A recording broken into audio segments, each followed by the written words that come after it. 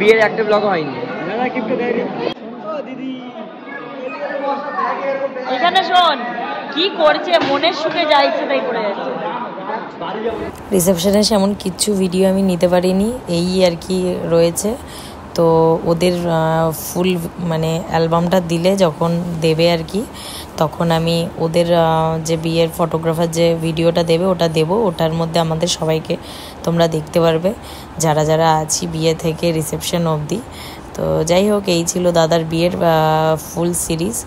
আমরা আজকেই মানে পরের দিনই গিফট ফিফট সব খুলে এখন বাড়ি চলে যাচ্ছি। আজকে রাত্রিবেলা আবার রিকির ব্যাচেলার পার্টি আছে, মানে এঙ্গেজমেন্ট পার্টি।